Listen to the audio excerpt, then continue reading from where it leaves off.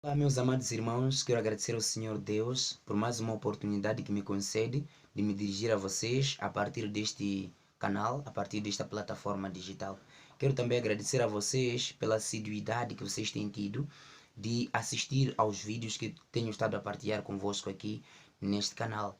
Não tem sido fácil, mas louvado seja Deus, porque vocês mesmos é que têm estado a compartilhar os vídeos que tenho gravado aqui com os outros amigos, familiares. Vocês é que têm estado a colocar os likes aos vídeos que eu tenho estado aqui a gravar. Vocês sugerem a estes vídeos às outras pessoas. Eu tenho recebido mensagens de irmãos que se encontram em vários lugares deste mundo. Quero agradecer aos irmãos que assim eu tenho estado a fazer. Quero agradecer aos irmãos que estão nos Estados Unidos da América, Brasil, Portugal e vários lugares deste planeta que me têm estado a assistir. De outra vez recebi mensagens de irmãos do Brasil, irmãos da Espanha, irmãos que estão em Portugal e Estados Unidos da América, mesmo em Moçambique, não é? Também tenho que agradecer aos meus irmãos moçambicanos. Então, tenho estado a mandar mensagens de encorajamento, continuem a apresentar a palavra de Deus. E eu quero agradecer por isso. Porque se fossem outros, poderiam fazer o julgamento primeiro pela qualidade da imagem, o julgamento pela qualidade do som. Mas mesmo assim, os irmãos se esforçam para pelo menos a escutar as reflexões que tenho estado aqui a apresentar. E somente o Espírito de Deus pode estar a fazer este trabalho. Continuem me assistindo, continuem partilhando, continuem colocando os vossos likes. Escrevam nos comentários se por acaso tiver algum tema que gostariam de sugerir para que eu pudesse fazer a abordagem deste tema. E é assim que nós poderemos crescer. Quero agradecer por tudo isto. Neste momento e neste exato momento, quero apresentar uma mensagem especial do livro de Daniel. Hoje vou refletir um pouco no livro de Daniel, capítulo 3. O tema da mensagem do dia de hoje é Fiéis longe de casa. Fiéis longe de casa. Já pensou nisso? Antes de entrarmos no nosso estudo, nesta nossa pequena reflexão, orem comigo. Amado Deus e Pai que habita nos altos céus, muito obrigado por teu amor, obrigado por ter feito ou por estar a acompanhar o crescimento deste canal. Obrigado porque o Senhor tem cativado a atenção dos meus irmãos para poderem escutar as reflexões que tenho estado aqui a apresentar. Irmãos que assiduamente têm estado a me ouvir. E além disto, estes irmãos têm compartilhado os vídeos que eu tenho estado a apresentar aqui para os outros. Muito obrigado por isto. Neste momento, vamos ouvir, ou então vou apresentar aqui uma mensagem especial aos meus irmãos do livro de Daniel. Gostaria de te pedir que o Senhor criasse condições para que os meus irmãos conseguissem ou consigam me entender e, muito além de me entender, que eles consigam desenvolver mais ideias a partir da reflexão que vou aqui apresentar e principalmente a partir da Bíblia Sagrada, que é o foco das nossas atenções. Muito obrigado por tudo, Senhor Deus. Eu oro, confiando nos méritos de Jesus Cristo. Amém. Pois bem, amados irmãos, fiéis longe de casa. O livro de Daniel, capítulo 3, apresenta uma história muito importante e muito interessante a respeito daquilo que aconteceu com os filhos de Deus na Babilônia. Mas antes de apresentar os detalhes ou a descrição desta história, eu vou ler na verdade alguns versos, não vou ler todo o capítulo, lerei apenas alguns versos. Mas antes de avançar para o Daniel capítulo 3, importa que eu faça aqui uma espécie de rescalde daquilo que suscitou a ideia do livro de Daniel, capítulo 3. Por outras palavras, para que se escrevesse aquilo que está aqui no livro de Daniel, capítulo 3. De acordo com a Bíblia, no livro de Daniel, capítulo 2, apresenta-se uma história muito interessante. E nesta história, nós encontramos o sonho que o rei Nabucodonosor teve. A Bíblia diz, num desses dias, o rei Nabucodonosor esteve deitado no seu leito, e enquanto estava deitado, ele teve um sonho. E naquele sonho, ele contemplou uma estátua enorme. E aquela estátua estava dividida em algumas partes. Primeira parte, a cabeça, que era de ouro. A segunda parte, os braços e o peito, que era de prata. A terceira parte, o quadril, que era de bronze. A quarta parte, as pernas, que eram de ferro. E a quinta parte, os pés em formas de ferro e barro.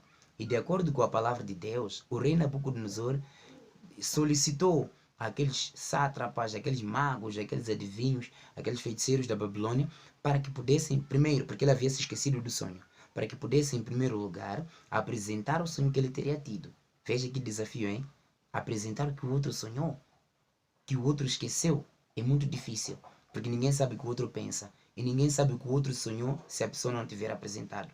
E além de apresentar aquilo que ele teria sonhado, também as pessoas, aqueles homens, deveriam fazer a interpretação daquele sonho, porque era para esta missão que eles estavam na Babilônia. Aquele que fizesse a interpretação, a apresentação e a interpretação, seria oferecido vários presentes. E os homens, tendo sido chamados à presença do rei, tendo sido colocada esta proposta, eles não conseguiram apresentar o sonho do rei e nem conseguiram fazer a interpretação, porque não fazer a interpretação é consequência de não ter apresentado o sonho, porque não apresentar o sonho significa que eles não sabiam o que o rei teria sonhado.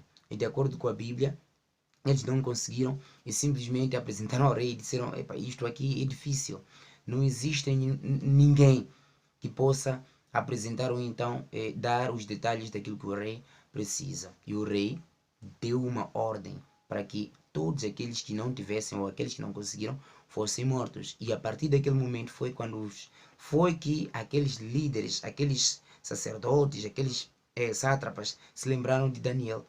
Se lembraram de que na Babilônia havia um jovem que vivia e que o Espírito de Deus estava sobre ele, que era Daniel. Foi quando chamaram a Daniel.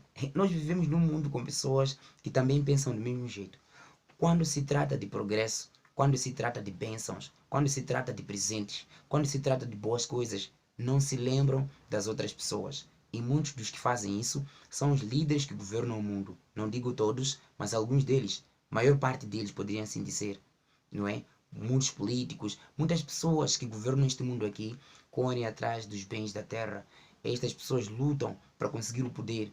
E quando têm o poder, não se lembram das outras pessoas. Mas o que aconteceu com estes homens foi diferente, porque eles não conseguiram alcançar o poder. Mas quando o assunto era morte, foi quando se lembraram de Daniel. Também acontece no mundo que nós estamos a viver. Então, quando chamaram Daniel à presença do rei, Daniel chegou diante do rei, avisado daquilo que o rei precisava. Tendo chegado lá, o rei apresentou a situação e Daniel, porque sabia que tudo que o rei fosse de colocar como proposta, somente Deus é que poderia o ajudar a entender. O rei apresentou a proposta e disse o que aconteceria caso ele não conseguisse interpretar. E de acordo com a Bíblia, nós conseguimos compreender que Daniel disse ao rei: "Ó rei, o que o Senhor pede é difícil. Qualquer pessoa não pode revelar isto. No entanto, peço algum tempinho, se o Senhor me permitir. Depois eu voltarei para lhe dar a interpretação." Dito e feito, Daniel saiu diante da presença do rei, foi ter com os seus amigos, apresentou a situação aos seus amigos, Ananias, Misael e Azarias. Ele apresentou a situação e aqueles amigos viram que aquilo era um desafio. E como eles confiassem em Deus, e eles confiavam mesmo em Deus, eles se colocaram de joelhos e começaram a fazer uma oração. E o Senhor Deus revelou o sonho ao rei a Daniel. Tendo revelado o sonho a Daniel, também deu a interpretação daquele mesmo sonho. Daniel saiu, foi ao encontro do rei Nabucodonosor. Tendo chegado na presença do rei Nabucodonosor, ele apresentou-se diante do rei Nabucodonosor e simplesmente disse: "Ó rei, viva eternamente. O que o Senhor pediu, não existe nenhuma criatura sobre a face da terra que é capaz de fazer isso. Somente existe alguém que está acima desta terra, que é Deus neste caso, que pode fazer isto." No entanto, o rei, ansioso, queria ouvir o que na verdade Daniel tinha para lhe dizer. E graças a Deus, Daniel apresentou exatamente o que o Senhor Deus teria mostrado. Primeiro, o rei Nabucodonosor, no seu sonho, viu uma estátua enorme que estava dividida em 5 partes. Cabeça de ouro, que representava a Babilônia e que era governada por Nabucodonosor. Os braços e o peito, que representa o Império Medo-Pérsia, que era governado por Dario e Ciro. O quadril, que representa a Grécia antiga, que era governada por Alexandre o Grande. E depois temos a parte das pernas, que estavam em partes de ferro. Esta parte das pernas era governada pelo Império Romano pagão.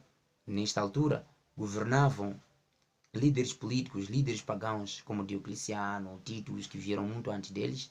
Mesmo o grupo Herodes governaram neste Império Romano pagão. No entanto, este Império Romano pagão teve a sua queda em 476. Então, quando teve a sua queda, ascendeu ao poder o Império Romano papal, porque a Bíblia diz que na última parte, os pés, a quinta parte neste caso, estavam em partes de barro e ferro. No entanto, a Bíblia diz que estas duas coisas, barro e ferro, não poderiam se misturar. Foi Deus quem disse E assim aconteceu. E a Bíblia diz que enquanto você estava deitado no seu leito, veio uma pedra, não é? Cortada do monte, sem auxílio de mãos humanas, que bateu na parte dos pés. Bateu na parte dos pés e esmiuçou toda aquela estátua. E de acordo com a Bíblia, Daniel apresentou esta interpretação, apresentou o sonho e fez a interpretação daquele sonho. E a Bíblia diz que nesta última parte, o barro e o ferro não se uniriam. Veja só que o livro de Daniel, capítulo 2, a partir do verso 42 diz: E como os dedos dos pés eram em partes de ferro e em partes de barro, assim por uma parte o reino será forte e por outra parte será frágil. Quanto ao que visto do ferro misturado com o barro de lodo, misturar-se-ão com semente humana, mas não se ligarão um ao outro, assim como o ferro não se mistura com o barro. Mas nos dias desses reis, o Deus do céu levantará um reino que não será jamais destruído, e este reino não passará a outro povo, esmiuçará e consumirá todos esses reinos, mas ele mesmo subsistirá para sempre. Amém. Vejam, amados irmãos, a Bíblia diz que não haverá união.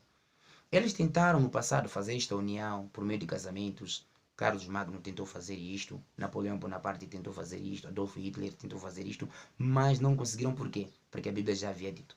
E rei Nabucodonosor, tendo sido apresentado este sonho, aquilo constitui-se como um grande desafio para ele.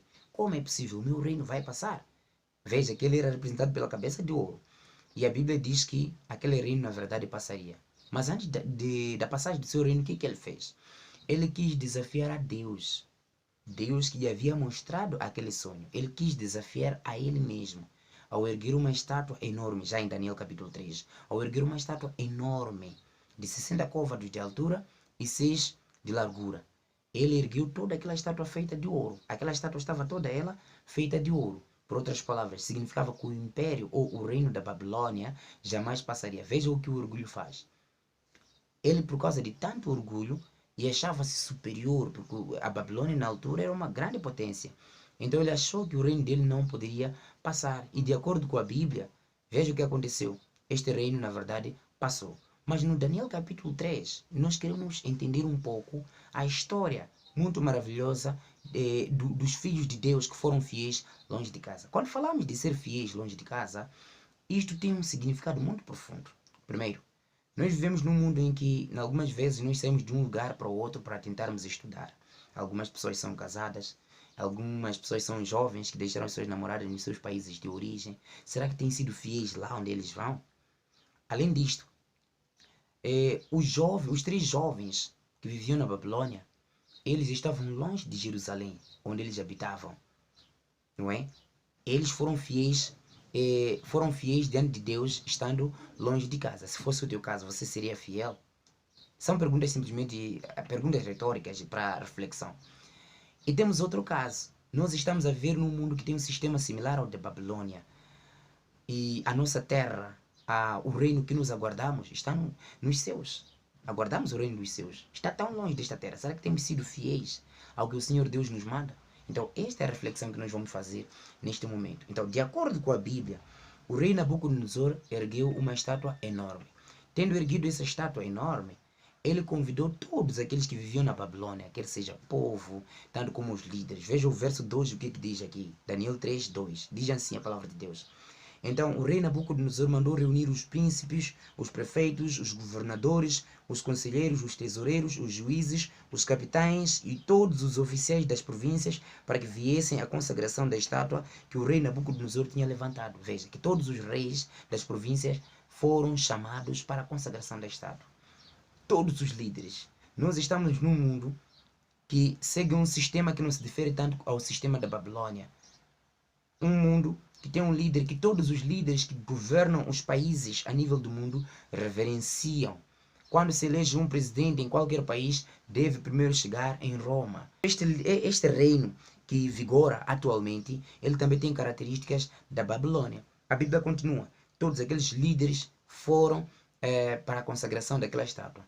Veja, de acordo com a Bíblia, nenhum ser humano é permitido a adorar estátuas, a adorar as imagens feitas por mãos humanas. Mas a Bíblia continua dizendo assim: tendo se reunido o povo para a consagração, a Bíblia diz no verso 4: E o arauto apregoava em alta voz: Ordene-se a vós, ó povos, nações e línguas. Lembra-se que o livro de Apocalipse capítulo 13 também fala disto?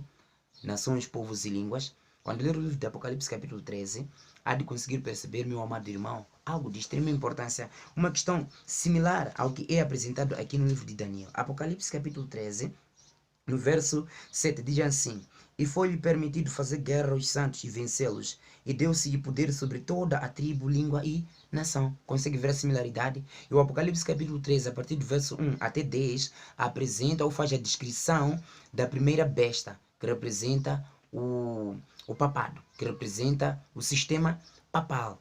A primeira besta é esta.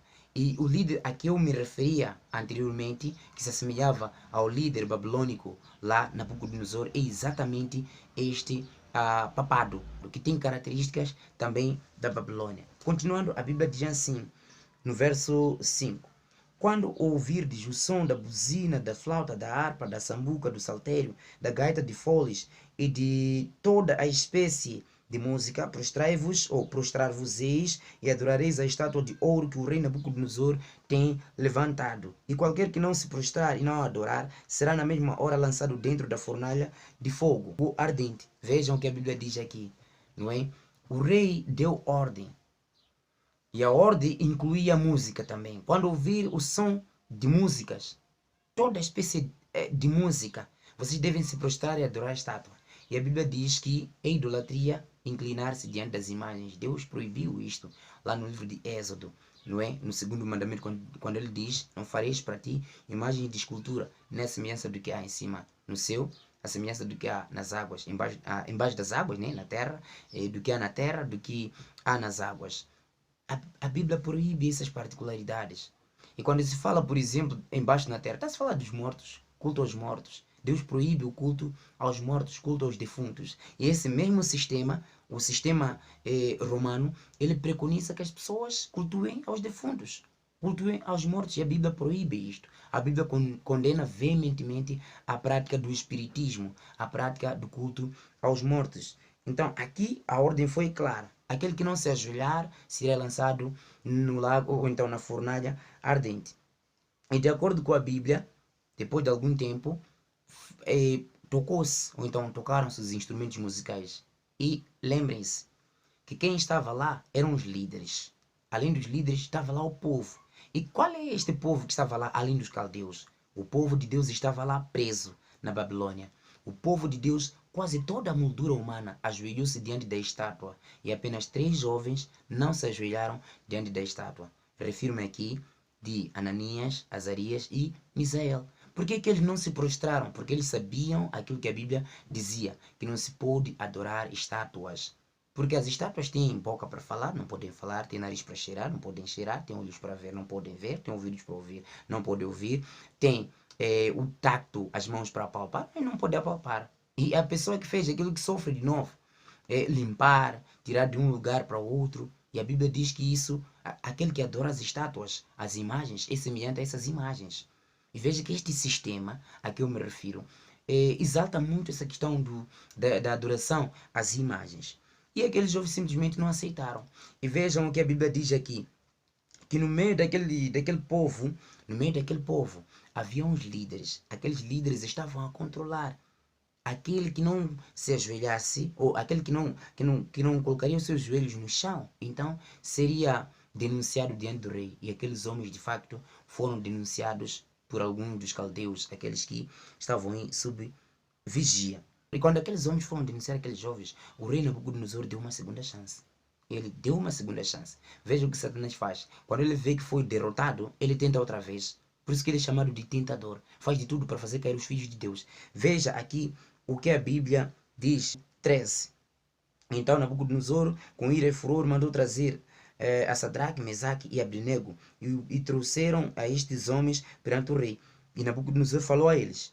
Falou Nabucodonosor e lhes disse: É de propósito, ó Sadraque, Mesaque e Abdenego, que vós não servis a meus deuses, nem adorais a estátua de ouro que levantei. Agora, pois, darei-vos mais uma chance. Quando ouvir o som de qualquer instrumento musical, vocês vão se prostrar. Quando ler a partir do verso 15, não é? Do verso 15 até 18, 19, podem perceber isto. E até o Nabucodonosor havia apresentado no verso 15 uma espécie de incredulidade. E quem é esse? É o Deus que vos poderá livrar das minhas mãos. Porque ele achava que aqueles jovens não estariam livres das mãos dele.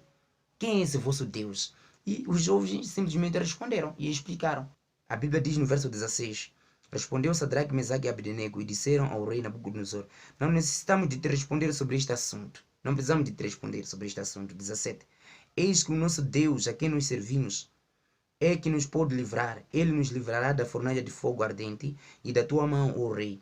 E se não, fica sabendo, ó rei, que não serviremos a teus deuses, nem adoraremos a estátua de ouro que levantaste.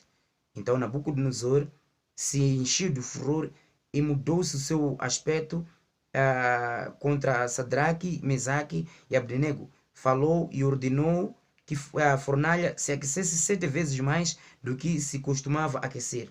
E ordenou aos homens mais poderosos que estavam no seu exército que atassem a Sadraque, Mesaque e Abdenego para lançá-los na fornalha de fogo ardente. E assim foi.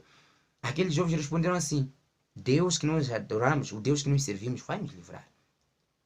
Você pode estar a passar por uma situação similar em que você está sendo provado. Não se preocupe.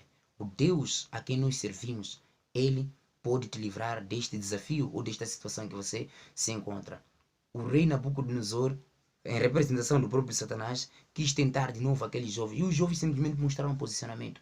Eu também estou a falar para pessoas que precisam de aprender de todas as formas, mostrar o posicionamento diante do seu Deus, ser fiel diante de Deus. E veja que aqueles jovens estavam longe da sua terra natal, estavam longe de Jerusalém, eles estavam na Babilônia. Mesmo assim, eles foram fiéis diante do seu Deus. Será que você tem sido fiel ao seu Deus no local onde você se encontra? Você tem sido fiel a Deus no seu serviço, na igreja? Você tem sido fiel a Deus no trabalho onde você está? Você tem sido fiel a Deus em tudo que você tem estado a fazer? Qual é a sua resposta? Reflita nisto, assim como esses jovens fizeram. Eles foram fiéis a Deus distante de casa. Alguns homens não têm sido fiéis aos seus cônjuges. Algumas mulheres também não têm sido fiéis aos seus cônjuges quando se acham distantes de casa. E você? Será que você se assemelha a esses homens? Eu posso estar a falar com alguém ou para alguém que se calhar tem vivido de forma infiel ao seu cônjuge, ao seu pai, à sua igreja, tem sido infiel no local onde tem trabalhado. Se for o teu caso, Deus pode te livrar da infidelidade. Deus pode te salvar deste pecado que você tem estado a praticar. E a Bíblia continua dizendo o seguinte: aqueles homens foram lançados na fornalha ardente e simplesmente eles não queimaram. A única coisa que queimou foram as cordas que desatavam. Eles não queimaram. E além disto, a Bíblia diz de forma clara que o rei Nabucodonosor, depois de algum tempo, ele queria certificar se aqueles jovens estavam vivos ou não. Quando foi para lá, viu um quarto como um filho do homem. Por outras palavras, Nabucodonosor já tinha informações de Jesus Cristo, já conhecia em parte o filho do homem. Ele queria fazer um desafio, claro, assim como Satanás tem estado a fazer nos tempos que nós vivemos, erguendo leis, erguendo uma imagem diante dos homens para poder levar os homens todos a adorarem a besta. De acordo com a Bíblia, ele viu os homens a passearem na fornalha. A Bíblia diz também no livro de Apocalipse, capítulo 13, verso 15, diz assim: E foi-lhe concedido que desse espírito à imagem da besta, para que também a imagem da besta falasse, e que fizesse que fossem mortos todos os que não adorassem a imagem da besta. Quando nós falamos da imagem da besta, a imagem da besta ela se concretiza com a união do Estado e Igreja, com o objetivo de impor leis que vão contra a vontade de Deus. E para colocar essas leis que vão contra a vontade de Deus, eles vão levantar assuntos políticos, vão levantar assuntos científicos, né, voltados para o clima, para poder levar homens e mulheres a adorarem a besta, a adorar a imagem da besta. A imagem da besta se concretiza basicamente com a união da igreja e do Estado. E desde sempre, sempre que houve tentativa de unificar igreja e Estado, houve problemas. E nós estamos a ver que o sistema papal, o papado, está a se aproximar da política, está a se aproximar do Estado para poder unificar a igreja e o Estado, aquilo que a Bíblia proíbe. E lembrem-se, amados irmãos, o objetivo principal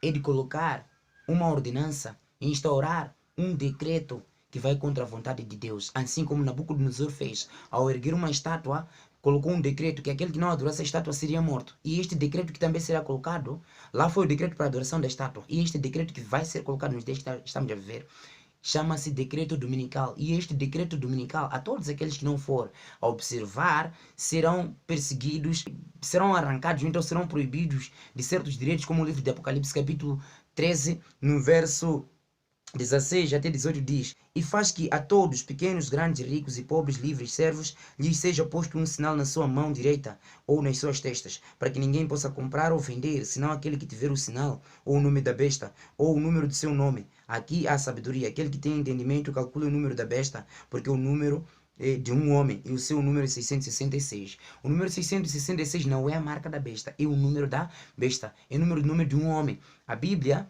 apresenta que o sistema sexagesimal ele tem origem na Babilônia. Lembra-se quando Nabucodonosor ergueu aquela estátua que tinha 60 côvados de altura e 6 de largura? Então esse sistema começa na Babilônia. O número 666 representa o governo maior ou a liderança máxima do mundo. Não significa que é a marca da besta, não. Muitos têm sido levados com teorias enganosas de pensar que a marca da besta é o número 666. Não, não é. Este representa apenas o governo maior. O número 60 representa o governo médio e o número 6 representa o governo menor. Então, de acordo com a Bíblia, todos esses se inclinam, ou então eles prestam culto ou reverência a esse governo maior. Então, veja, o mundo hoje, a liderança do mundo hoje está a erguer uma imagem que vai contra os princípios de Deus. Nabucodonosor ergueu a estátua contra os princípios de Deus. Aqui, o sistema papal e os governos mundiais, eles estão a tentar erguer também um sistema falso de adoração para fazer com que homens e mulheres sejam obrigados a guardar um dia, que é o domingo. Quando se fala de marca da besta, está se falando de domingo. A marca da besta é o domingo, mas hoje ainda não funciona como a marca da besta. Hoje, este domingo não funciona como a marca da besta. Mas quando for colocado como dia de observação a nível de todo o mundo, de forma obrigatória, é a partir deste momento que vai começar a funcionar como marca da besta. E aquele que guardar o domingo nesta época, porque as pessoas serão levadas a guardar ou não conscientemente. Por isso a Bíblia diz que será colocado na testa, para quem conscientemente sabe que isto é errado, mas mesmo assim continua seguindo, será colocado na mão direita. Mão direita representa trabalho. Para todos aqueles que forem aceitar o domingo, mesmo sabendo que está errado, sabendo que o sábado está certo, o domingo está errado, mas preferem deixar de guardar o sábado para guardar o domingo por causa de dinheiro. Por isso que serão colocados este sinal na mão. Então, amados irmãos, filhos de Deus, ao este sistema começar a implantar essas leis, que não está muito longe para acontecer, veja que o Covid, não é? Aquela doença que passou, teria sido utilizada aquela doença como um teste para ver como é que as pessoas aceitariam a mensagem de domingo. E nos dias que estamos a viver, tem se falado muito sobre o domingo da família, o domingo climático, o domingo verde. Essas palavras todas têm um único objetivo: levar homens e mulheres a reverenciar um sistema falso de adoração, assim como Nabucodonosor fez. E a coisa mais triste que nós encontramos nisto é aquilo que a Bíblia no livro de Daniel diz, que todo o povo de Deus, a maior parte deles, ajoelharam-se diante da estátua. E apenas 3 pessoas ficaram em pé. Não aceitaram adorar aquele sistema. Consegue refletir nesta mensagem? No tempo de Noé, 8 pessoas foram salvas. No tempo de Ló apenas foi salvo. No tempo de Daniel, os amigos de Daniel, apenas 3 jovens ficaram em pé. E no nosso tempo, como é que você acha? Acha que será diferente? Não será diferente, não. Muitas pessoas vão ser infiéis a Deus por medo de morrer. Muitas pessoas deixarão de seguir a Deus por medo de morrer. Deixarão de seguir a Deus por causa de taxa, comida. Mas a Bíblia diz que o justo viverá pela fé. Não tenha medo desse sistema que esses homens querem colocar. Não tenha medo deste domingo que eles querem colocar. A marca de Deus é o sábado. A marca do inimigo é o domingo. Mas hoje ainda não funciona como a marca da besta. Vai ser, ou vai funcionar como a marca da besta, basta ser colocado como dia de guarda a nível de todo o mundo. E quando começar a ser obrigado a todas as pessoas. E isso não está longe para acontecer. A nossa terra, a terra que nós esperamos, é a Nova Jerusalém, a cidade santa de Deus que o Senhor Deus criou.